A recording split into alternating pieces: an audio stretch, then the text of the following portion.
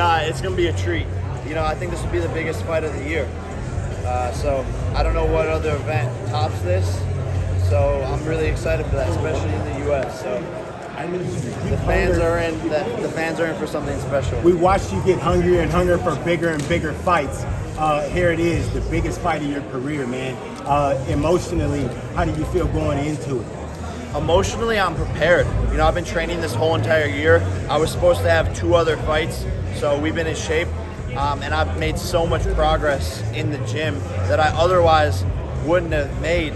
So this is a blessing in disguise, and it's just an honor to be here, and I'm more prepared than ever.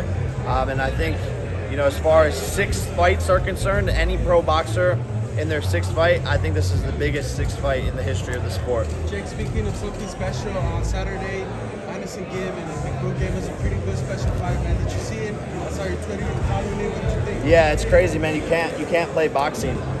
Austin showed a lot of heart, but Gabe just wanted it more, and you know, he got tired. McBroom got tired after 2 rounds. So you could be good for 2 rounds, you could be good for 3 rounds, but can you be good for the whole entire fight? And I think that's what Austin found out. He says he wants a rematch. Would you challenge him to a rematch? Beat KSI. If he beats KSI, He says he won't do it though. They're friends, so he'll never. well, then that's some pussy shit.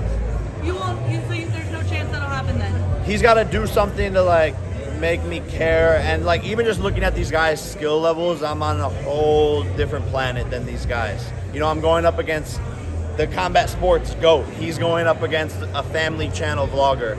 So it's just 2 different worlds, and I would beat Gib. If we rematch, I would beat him again in 1 round. So the only way I would do it is if he beat someone like KSI, and then we came back and I made a bunch of money off of it. To be honest, I don't give a fuck. Jake, what's the headline on the 30th? What's the headline in the news going to be? Sports world. Jake Paul exterminates the spider in 4 rounds. Vicious KO. A vicious, respectful KO.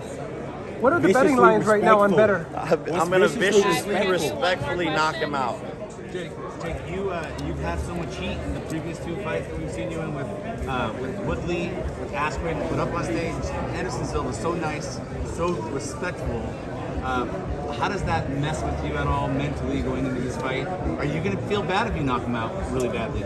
It doesn't mess with me, man. Like I think he's a great guy. I've just had to treat the other opponents differently because they were talking shit.